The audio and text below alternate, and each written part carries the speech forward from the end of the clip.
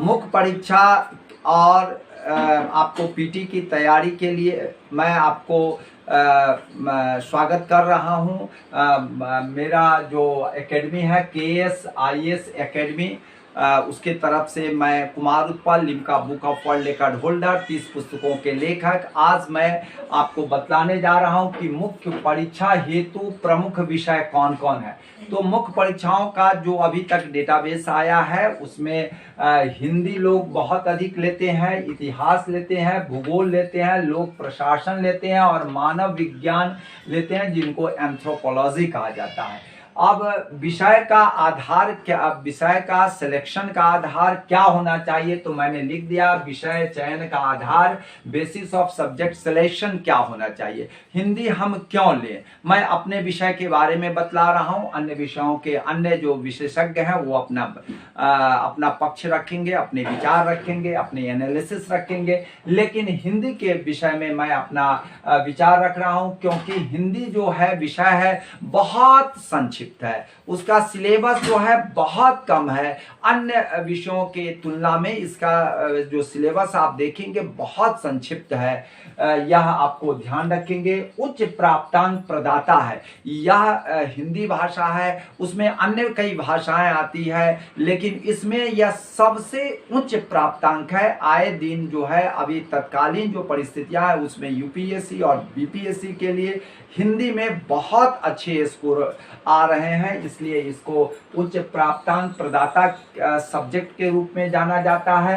दिलचस्प विषय वस्तु है, इंटरेस्टिंग सब्जेक्ट मटेरियल्स है, इसमें कथा है, कहानी है, आपको उपन्यास है, आपको काव्य है, तो ये सब जो है इंटरेस्टिंग सब्जेक्ट है। आपको मनोयोग पूर्ण, आपको पढ़ने में मन लगेगा, दिलचस्प लगेगा और हंसते खेलते आदमी बहुत कुछ सीख जाता है, जिसके लिए आपको विशेष तैयारी की जरूरत नहीं है। और इसके लिए मैं आपका पूर्ण सहयोगी होऊंगा, क्योंकि मैं खुद कई पुस्तकों की रचना किया है हिंदी में और उसके बारे में आ रहा हूँ, इसलिए आपको बड़ा ही मनोयोग पूर्ण लगता है कि हम लोग हंसते खेलते पढ़ेंगे और हम लोग मुख्य परीक्षा में अच्छे प्राप्तांक प्राप्त कर सकेंगे। आइए मैं कुछ और भी बता देता हूं। आजकल सफलता का आधार का मुख्य विषय वस्तु क्या है, उस पर आपको ध्यान दें। बच्चे बहुत सारे हैं पीटी की तैयारी करते हैं, पीटी की तैयारी तो कर लिए, उसमें पास कर गए,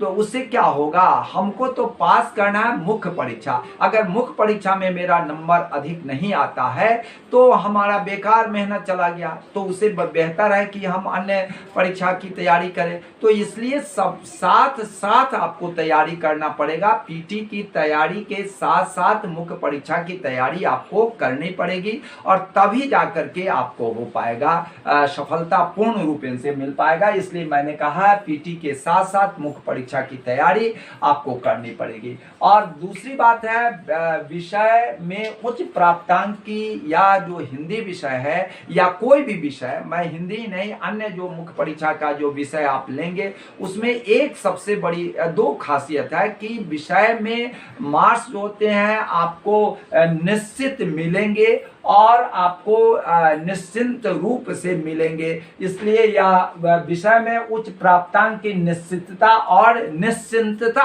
दोनों जो है आपको मिल पाएगा। इसलिए मुख्य परीक्षा की तैयारी जो है बहुत ही अच्छी तरह से करते रहना चाहिए, क्योंकि आप देख रहे हैं जिस तरह से विषय का है, बीपीएससी में 300 है नंबर का सब्जेक्ट है, 600 का जीएस है। जीएस थोड़ा सा बड़ा है, काफी विस्तार है, उसमें सर्टेनिटी नहीं रहती है, कुछ प्रश्न छूटने का डर रहता है और सटीक जवाब नहीं देने पर भी आपको नंबर कम मिलने की उम्मीद रहती है। नंबर भले ही 600 है, लेकिन इसमें 300 है, तो 300 में आपको उच्च प्राप्तांक आप ला करके आप फाइनल रिजल्ट में आपका यह विषय बहुत सहयोगी होगा। उसी तरह से यूपीएससी में है आपका 500 विषय का है, 500 विषय का है और 1000 जो है जीएस का है, तो उसमें भी वही स्थिति है।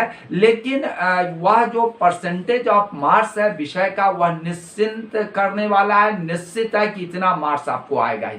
इसलिए हम लोग मुख्य परीक्षा को शुरू से ही ध्यान रखना चाहिए जिससे हमारा फाइनल सिलेक्शन हो। हमको पीटी की तैयारी पर कंसंट्रेट नहीं करना, पीटी जस्ट गेट पास है, आपको पास मिल गया, लेकिन मुख्य परीक्षा का विषय आपका बहुत महत्वपूर्ण है, इसको ध्यान में रखना चाहिए। अब आते हैं कि भाई बच्चे या आप लोगों की उत्सुकता होती है कि हम जिनसे पढ़ रहे हैं, जिनसे गाइडलाइन ले रहे हैं, क्या वह अनुभवी हैं या वह नहीं है। तो मैं आपको बतला रहा हूं या आश्वस्त कर रहा हूं कि मैं खुद मुख्य परीक्षा में इस विषय में अच्छे प्राप्तांक लाए थे, लेकिन कुछ संजोग के कारण मेरा नहीं हो सका, वह फाइनल सिलेक्शन नहीं हो सका क्योंकि मेरे पिताजी कैंसर से पीड़ित हो गए। उसी में मेंटल थोड़ा सा अव्यवस्थित हो जाने के कारण आपको अच्छा प्राप्तांक नहीं ला पाए इंटरव्यू में।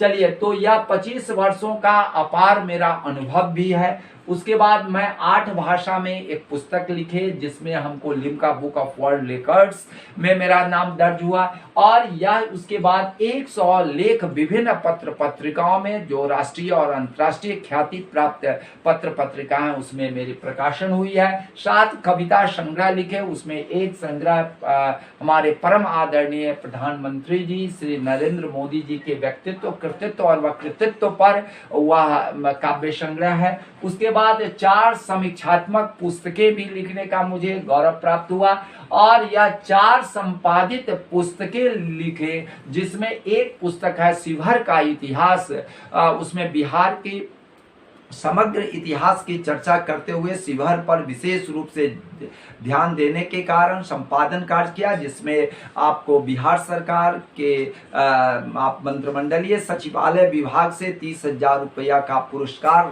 पांडुलिपि पुरस्कार राशि भी प्राप्त हुआ, और मेरी 5 संपादित पत्रिकाएं जो अभी भी निकल रही है उस पर कार्य हो रहे हैं, और 2 अनुवादित पुस्तकें का भी हमने अनुवादन किया है। और इसके बाद वक्तृत्व में जो आपको बता रहा है 301 सेमिनार में प्रखर वक्ता के रूप में मैंने भाग लिया, और 50 से अधिक काव्य पाठ में भाग लिया। इसके अलावे जो है आपको 50 से अधिक मेरी कविताएं विभिन्न पत्र पत्रिकाओं में प्रकाशित है। अब यहीं पर मैं समाप्त करते हुए जय हिंद, जय भारत।